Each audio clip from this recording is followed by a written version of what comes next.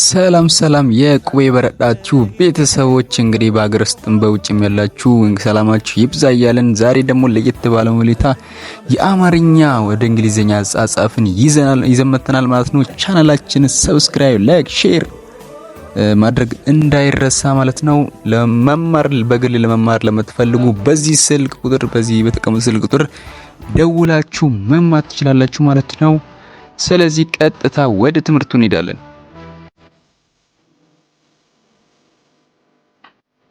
እንግዲህ ወደ ዛሬው ትምህርታችን ስንሄድ የአማርኛ አጻጻፍ ወደ እንግሊዘኛ አጻጻፍ ነው።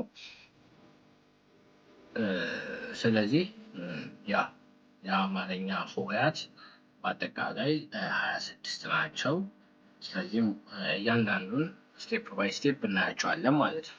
እሺ ወደ ዛሬው ትምህርታችን ስንሄድ የመጀመሪያው ክፍል 1 ከሀ እንደሚጀምር የአማርኛ መዝገበ ቃላት ያው ከሀ እንደሚጀምር ታውቃላችሁ። ስለዚህ ሀ እቺ እንደምናያት እቺ ሀ ናት።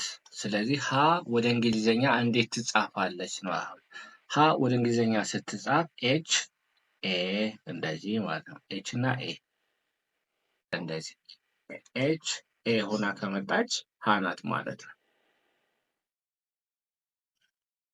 ወይም ኤች ኢ ሆና ከመጣች ሀ ናት። ይሄ ኖርማል ነው፣ ችግር የለም።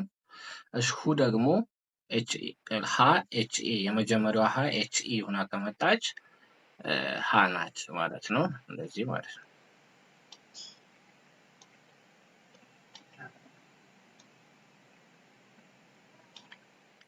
ዲክታያው አጻጻፉን ሶሪ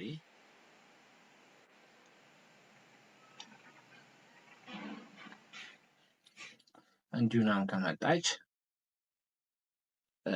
ሀ ናት ማለት ነው። እሺ ወደ ሁ ሁለተኛዋ ያ ሁ ፊደል ስንሄድ ይቺ በአማርኛ ሁ ናት። ሁ እንዴት ወደ እንግሊዘኛ ትጻፋለች ካል ኤች እና ዩ። ስለዚህ አሁን ሁ ተብሎ ሲጻፍ እንደዚህ ነው ማለት ነው። ወደ ሶስተኛ ሂ ስትጻፍ ኤች እና አይ እንደዚህ ሂ። ሀ ስትጻፍ አሁንም ኤች ኤ እንደዚህ ነው የምትጻፍ ኤች ኤ። ሄ ስትጻፍ ኤች ኢ።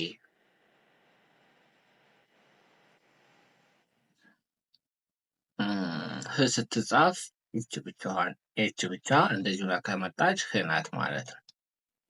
ሆ ስትጻፍ ኤች ኦ ኤች እና ኦ ሆና ከመጣች ሆ ነው ማለት ነው። አሁን እዚህ ጋር ለምሳሌ ሆሄ ብለን እንጻፍ ብንል እንዴት ነው ሆሄ የምንጽፍ? ለምሳሌ ሆሄ እንዴት ነው የምንጽፍ ካል በአማርኛ ያ ይችንና ይችናታ ሆሄ በአማርኛ። በእንግሊዝኛ ደግሞ ኤች ኦ ታደርጋለህ። ይችን ሁለቶችንም እነዚህ ኤች እና ኦ ከዛ ይች ሆሄ ሲጻፍ እንደዚህ ነው ማለት ነው። ለምሳሌ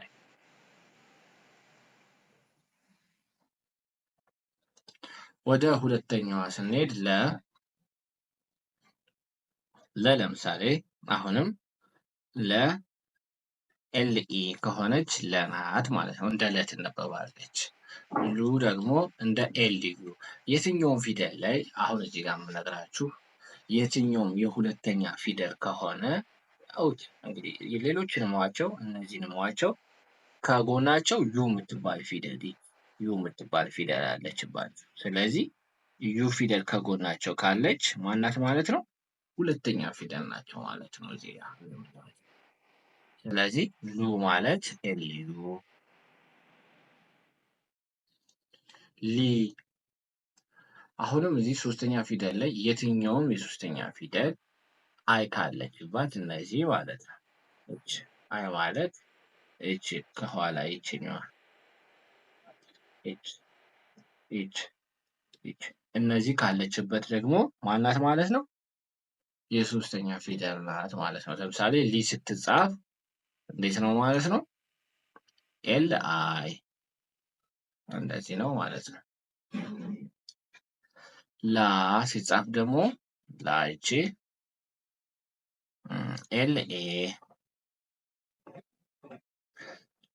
ኤልኤ ማለት ነው። ያው እንግዲህ እንደምታዩት በአማርኛም ቢሆን የአራተኛው ፊደል አንድ እግራቸው እጠር ያለ ይቺ ናት። ይሄ ምንድን ነው? ግራ ነው። ግራቸው ግራ ነው የሚባል ይሄ ግራ እግራቸው የላቸውም። አያቸው አሁን ይቺ አጭር ናት። ወይ ቀኝ እግራቸው እንበለው፣ ቀኝ እግራቸው ረጅም ናት ከግራ እግራቸው ይልቅ እነዚህ ናቸው። ስለዚህ እዚህ አራተኛ ፊደል ናቸው በአማርኛ። በእንግሊዝኛ ደግሞ ኤ የምትባል ፊደል ይች ፊደል ካለችባቸው አራተኛ ፊደል ናቸው ማለት ነው እነዚህ። ስለዚህ ላ ስትጻፍ ላይች ስትጻፍ ኤልኤ ማለት ነው እዚህ ጋር።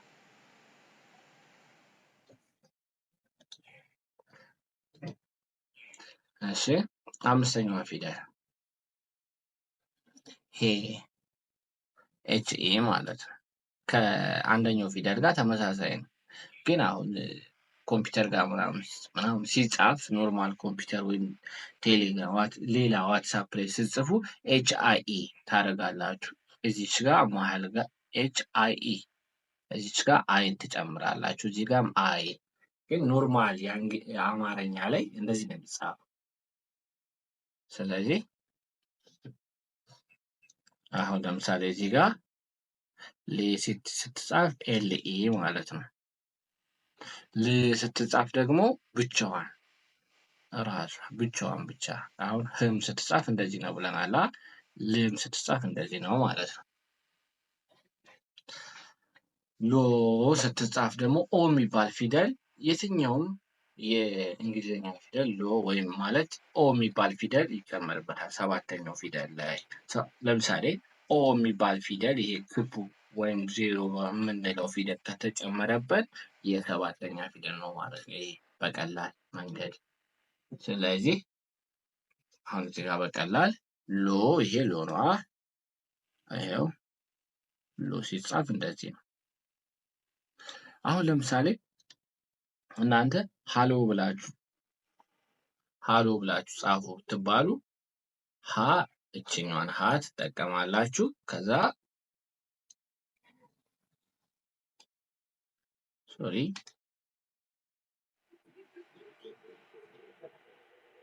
እሺ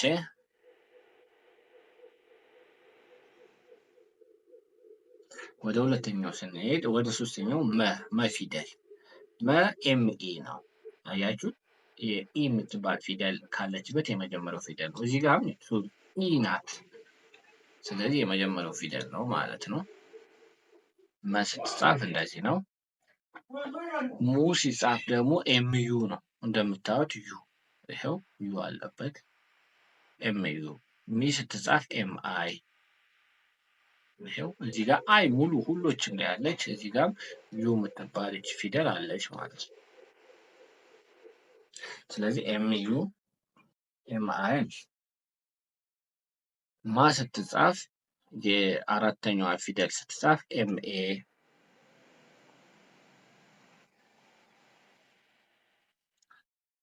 ሜ ስትጻፍ ኤምኢ። ም ስትጻፍ ኤም ብቻ። ይቺ ስትጻፍ አሁን ለምሳሌ እንደዚህ ናት። ሞ ኤምኦ ኦ ፊደል ያለበት የሰባተኛ ፊደል ነው እንዳልኳል። አሁን እዚህ ጋር ኤምኦ ከተባለ ሞ። አሁን እዚህ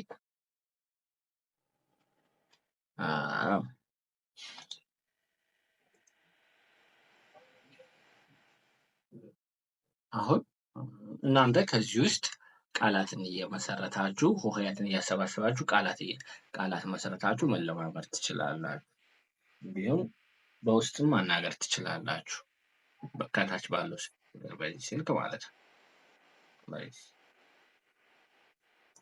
እሺ ሰ ሲጻፍ ኤስኢ ይሄ ሰ የመጀመሪያው ኢ የሚባል ፊደል ካለበት ሱ ይኸው ሱ ሱ ይሄ በአማርኛ እሱ ነው። ሰሱ ነው።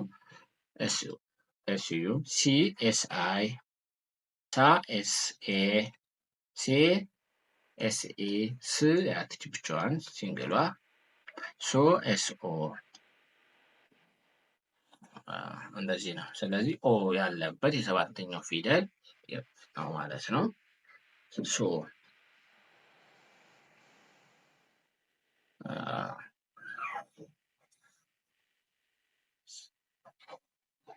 ከዚህ ውስጥ እናንተ ሆሄያትን እያሰባሰባችሁ ቃላት መመስረት ትችላላችሁ ማለት ነው። አሁን ለምሳሌ እኔ ልመስርትላችሁ እስኪ እዚህ ጋር አሁን እዚህ ጋር ስመሰርትላችሁ ሎሚ ብለህ ጻፉ ብትባሉ ሎ እዚህ ጋር አለ፣ ሚ ይቻለች። ስለዚህ ሎሚ ነዋ። ስለዚህ ኤልኦ ታደርጋላችሁ፣ ሚ አይ ኤም አይ። ስለዚህ ሎሚ ሲጻፍ እንደዚህ ነው ማለት ነው። አሁን ሌላም ልመሰርትላችሁ ይችላሉ። ለምሳሌ እናንተም ይመሰርታል። ላም ተብላችሁ ጻፉ ትባሉ ላ እዚህ ጋር ምን አሳለች? ስለዚህ ላም ሲባል ኤልኤ ታደርጋላችሁ። ከዛ ምን ብቻ እንደዚህ ከጻፋችሁ በእንግሊዝኛ ላም ማለት ነው ማለት ነው። ለምሳሌ ሌላም